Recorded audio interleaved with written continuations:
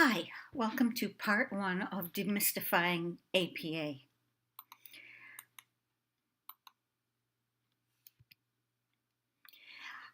This week you're going to be reading chapter 10, which talks about the three different types of reports.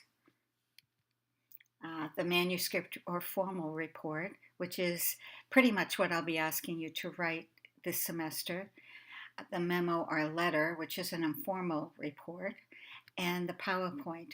Your textbook goes into some detail about how PowerPoint reports are replacing the formal report in many corporations, and that may be true. But we're not going to be focusing on that in this class for one reason, because we're not asking you to write something that involves a lot of numbers or for which you could generate a lot of pictures or slides. One of the problems that I've seen with PowerPoint, and I believe there's a book called Death by PowerPoint, is that they can be deadly. They are often chart after chart after chart and really wordy slides. In fact, I worry that the slides I'm showing you are too wordy. One time I saw a presentation by a couple of, now granted they were marketing communication type people, and on each of their slides they had a picture of a present, and they knew what they were going to be talking about, and they did a tag team kind of presentation, and it was charming because we weren't distracted by the slides. We didn't feel the need to rush ahead to see how many more slides there were. We weren't busy jotting down notes so that we'd be ready when the slide came or the question and answer period came.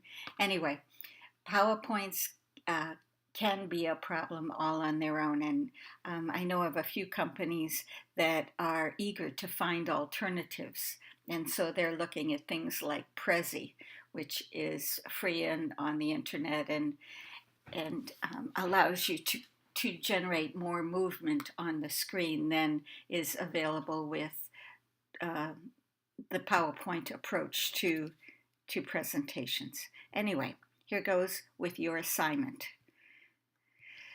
You're going to write a manuscript hybrid. So check out pages 264 to 275 of the Quick Access book. You're going to use some charts. So see pages 299 to 310 of Business Communication. You're going to be using talking headers, and you'll find that on pages 334 and 335 of Business Communication. And we're going to be using a transmittal memo approach. So see page 340 of Business Communication. Anyway, we'll be going through each part of the process of writing your report over the next few weeks. It'll be an interesting, I hope, and useful exercise. So let's begin the APA portion of this PowerPoint with the end in mind. What's the difference between primary and secondary sources? Primary resources are information that you collect yourself. So it would be the results of interviews or surveys, or if you compiled numbers and compared them yourselves. Secondary resources are information that comes from previously published material. Both primary and secondary sources have to be cited both within the body of the text and on your references page. What's the difference between using a Google search or a database search? Well, a database search is a subscription that is relatively expensive, and universities take it on, sometimes companies do, in order to get the ability to fine-tune their searches to the kinds of publications that they want to be searching in. If you do a Google search, know that the internet shows 20% of the available information, and databases show the other 80%, but the search makes it easier for you to get that information. When you're writing your paper, please don't use any wikis. I know that Wikipedia has improved its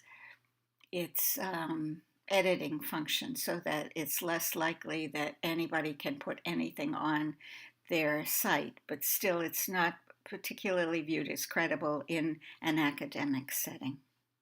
But if you want to use it as a place to start and look at the sources that they list and go to that secondary source, try that as an alternative. Okay, so we're going to look at a database. And so you go to your My Northwood, to the ADP library, and you have a list of databases. So I'm hoping that you'll look for articles, reports, and legal information. And so I'm going to start with this EBSCO database. So I chose the database, and I want Business Source Elite as the database that I'd be using to look at a company that I might be interested in working for and writing about. So I chose Cisco, and when I did, I got 405 responses. And I want you to know that I selected full text. It's best to select full text because often if you don't, you'll get abstracts and they aren't particularly useful. Also, abstracts are written by people other than the authors of the article. So to identify the author of the article as the author of the abstract is actually incorrect. So 1 out of 405 results. That's kind of a lot of things to consider looking at. So I'm going to change the date range for the information that I'm looking for. I'm going to look in the last 5 years.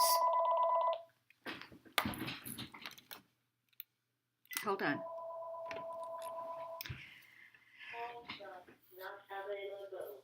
So when I do that, I get only 58 results, which is much more doable to look at. So I chose an article, the Cisco Corporate Company Profile.